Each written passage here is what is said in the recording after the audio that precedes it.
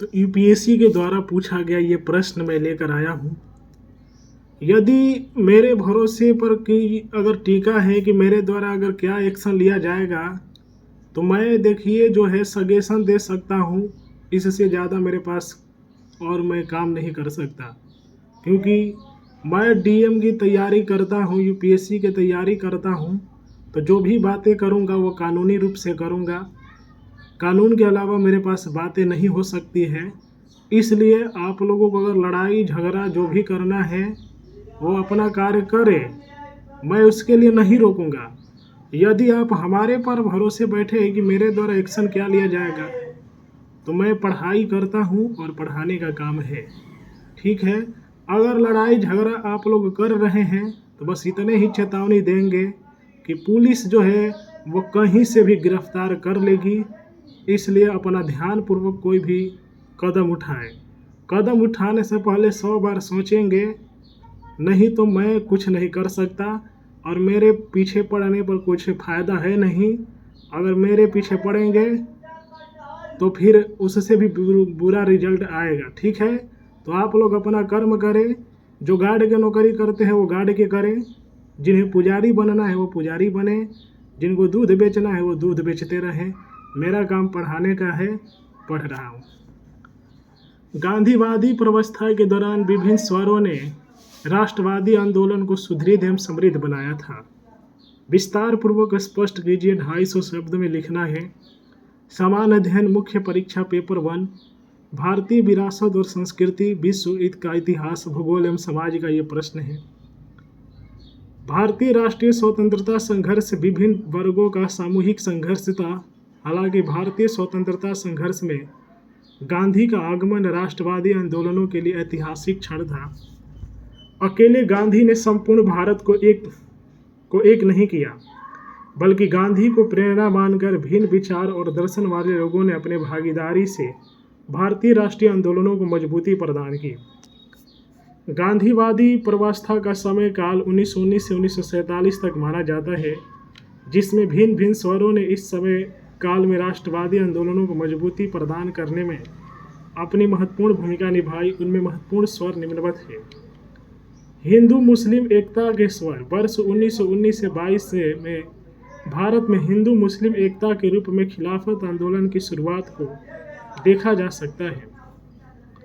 इसकी शुरुआत भारतीय मुस्लिमों द्वारा की गई थी। इसके माध्यम से ब्रिटिश सरकार पर इस्लाम के खिलाफ खलीफा के अधिकार को संरक्षित करने का दबाव डाला गया था।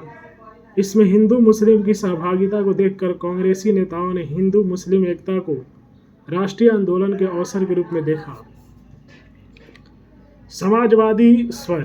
1930 के दशक में इस स्वर की उत्पत्ति के साथ एक नया मोड़ मिला। समाजवादी स्वरों को जवाहरलाल नेहरू एवं सुभाष चंद्र बोस ने बल प्रदान किया। समाजवादियों ने लगातार संघर्ष की वकालत की एवं भारत जोड़ो छोड़ो आंदोलन 1942 को प्रभावित किया।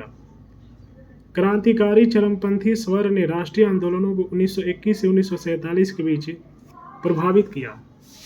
इन्होंने राष्ट्रवादियों को विकल्प प्रदान किया जो कांग्रेस के तौर तरीकों से संतुष्ट नहीं थे।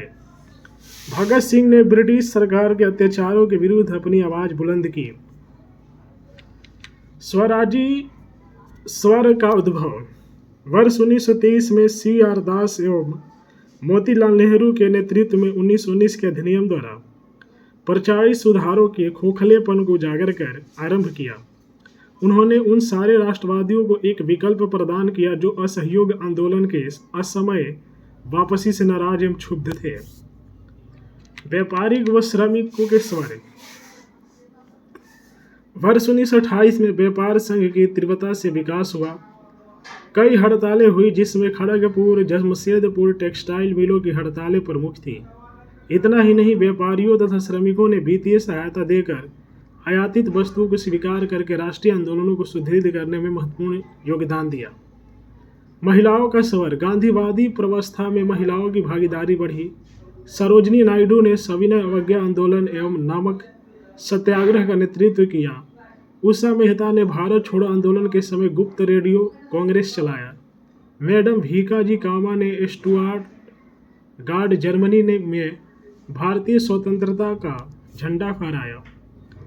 अन्य प्रमुख महिला स्वर के प्रतिनिधित्व के रूप में कमला नेहरू, विजय लक्ष्मी पंडित एवं कल्पना दत्त आदि शामिल हैं। उपरोक्त अतिरिक्त किसानों एवं छात्रों के स्वर ने स्वदेशी वस्तुओं को अपनाकर विद्यालय, कॉलेज, ब्रिटिश करों का विरोध करके गांधी जी के निर्देशानुसार उनके आंदोलनों में शामिल होकर आंदोलनों को सफल बनाया। इस प्रकार गांधीवादी प्रवस्था ने राष्ट्रीय आंदोलनों को मजबूत किया। तो ये एक यूपीएससी का पूछा हुआ प्रश्न है। यदि आप लोग यूपीएससी के तैयारी करते हैं या ये देखना चाहते हैं कि यूपीएससी किस तरह का प्रश्न पूछता है, तो मेरे चैनल से जुड़ सकते हैं सब्सक्राइब करके। वीडियो को लाइक कर सकते हैं, शेयर कर सकते हैं। जय हिंद, हर हर महादेव।